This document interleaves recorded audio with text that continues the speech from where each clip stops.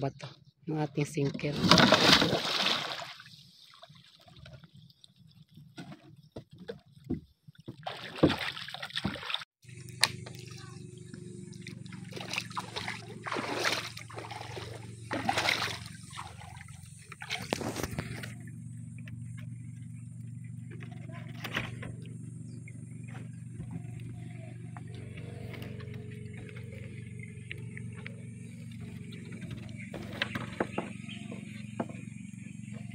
Ang mga kayakas natin gagamitin sa ating buhay.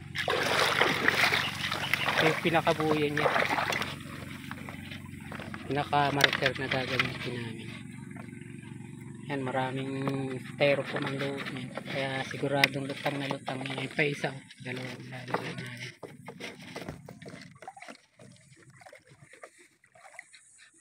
Ganito ang paggawa ng mga local buya namin dito. Yung ika nga yung mga small time lang ba. Hindi naman yung buya na pang commercial fishing na. Ito yung aming kinuhang sinker, yung pabigat ba. Ayan, sapat na yan, mabigat na yan.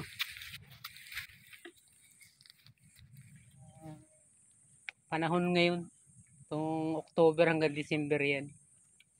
At nakakahuli na nga dito sa amin.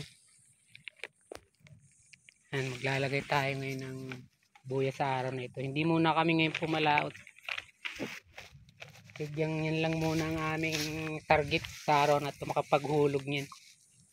At katapos naman yun, siyempre dire-diretso na tayo sa pangingisda. Yun yung mga talian na yan. Naman na. Ayan, talian na yung ating markers, yung pinakapabuya, palutang.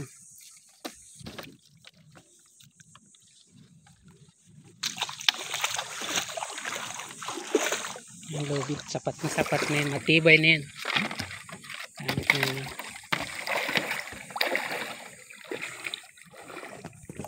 Ang ganda ng panahon, tamang-tama. Karga na muna namin yung bato na yan.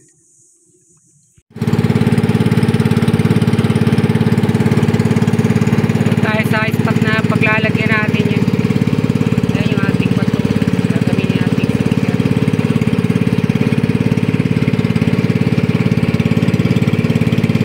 Atin po tayo ng magandang panahon sa umaga.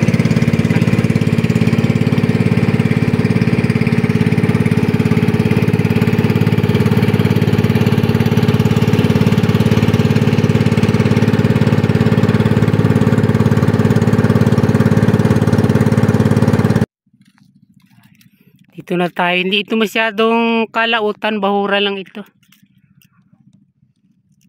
At itong napunduhan natin, mga 25 meters lang ito. Mga 15 di pa. Nasa ganito lang naman ngayon ang kalapato, yung kalapatong itim, kaya yung kalapatong batuhan ang tawag dito sa amin. Yun ang kakapit dito sa aming buya na ito.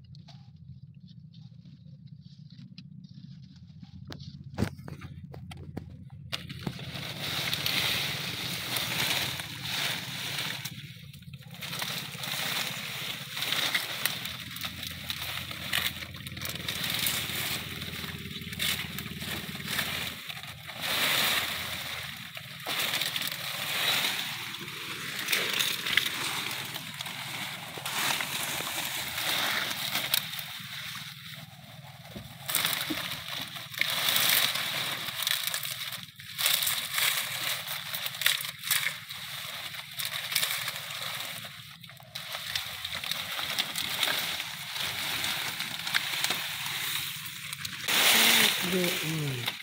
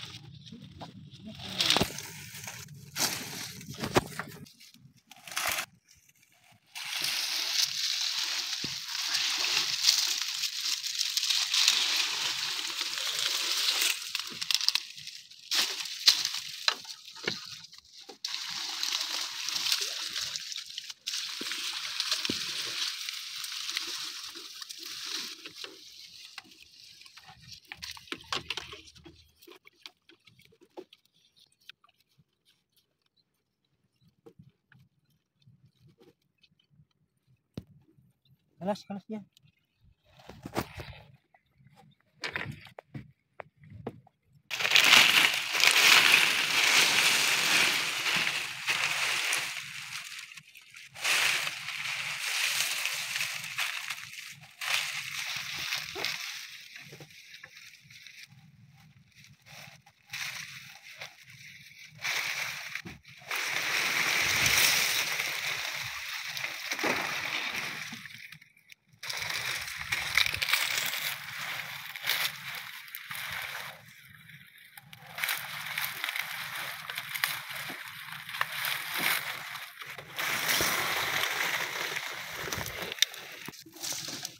Oh, bagsak ko na.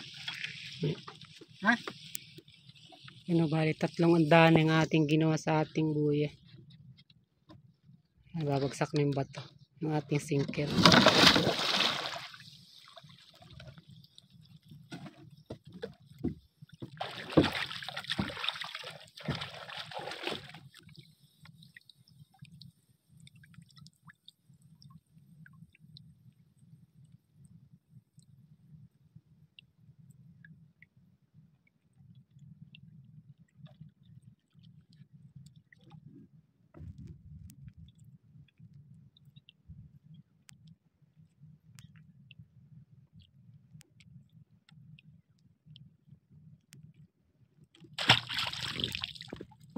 Yun, no? Lubog. Pero naghanda tayo ng talian niya na yun. Mahaba na.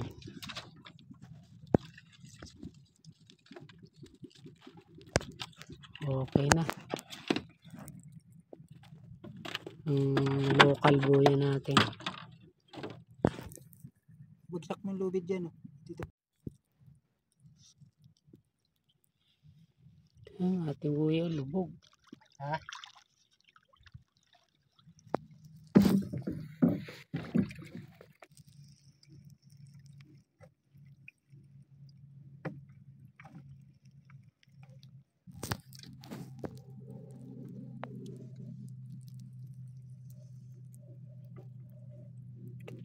Huwag na natin lagyan ng palutang. Yun na. Ha? Huwag na. Lutang yung lubid na yun.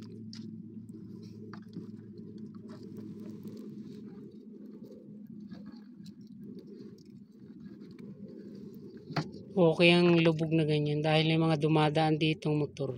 Dahil hindi nga to kalautan.